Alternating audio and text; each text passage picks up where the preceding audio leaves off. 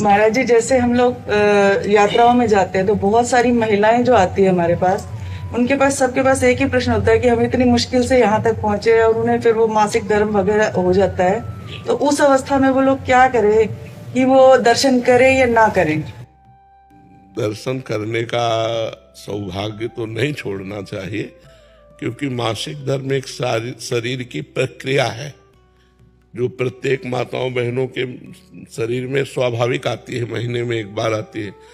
अब वो अचानक ऐसी स्थिति आ गई है और बार बार आना जाना हो नहीं सकता, तो हमें लगता है कि स्नान करके और भगवत प्रसादी चंदन जल आदि छिड़क करके भगवत दर्शन कर लेना चाहिए दूर से।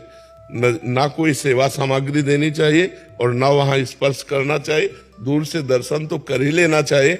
पता नहीं जिंदगी में दोबारा आना हो कि ना आना हो। और ये मासिक धर्म कोई ऐसा नहीं कि बहुत निंदनीय बात हो, बहुत वंदनीय बात है। माताओं ने देवराज इंद्र की ब्रह्म हत्या को अपने ऊपर लिया है। ये अपराधी नहीं है कि मासिक धर्म निंदनीय, ऐसे ऐसे नहीं है। इसका रहस्य समझिए। जो माताओं में मासिक धर्म होता है, देवराज इंद्र त्रिभुवन पति है और उनके द्वारा ब्रह्म हत्या बनी वृत्तासुर के मारने की, तो उस ब्रह्म हत्या को ब्रह्म ऋषियों ने विभाजित किया।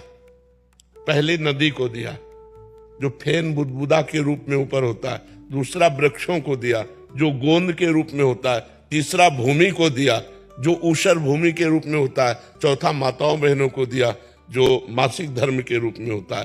तो ये इनकी वंदना है कि इन्होंने त्रिभुवन पति ब्रह्म ऋषियों की हत्या को इन्होंने अपने ऊपर लिया है। इन्होंने थोड़ा अपराध किया है, अब उससे लाभ से वंचित कर दिया जाए इनको, तो ऐसा नहीं, ऐसा नहीं। वो स्नान आदि करके पवित्र होकर यदि दर्शन कर ले तो सौभाग्य, क्योंकि बार बार तो जाना नहीं है।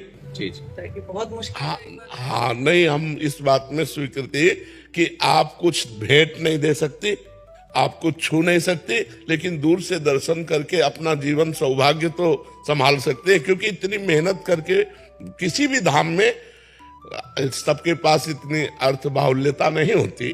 कोई कोई अर्थ की बहुत समस्या से जूझ करके जाता है, कोई शरीर की समस्या से जूझ के, कोई इतने कामों में फंसा हुआ है कि अब वो इस बात से केवल वंचित कर दिया जाए कि हाँ, तो इसलिए हमें लगता है कि उनको ये सौभाग्य मिलना चाहिए।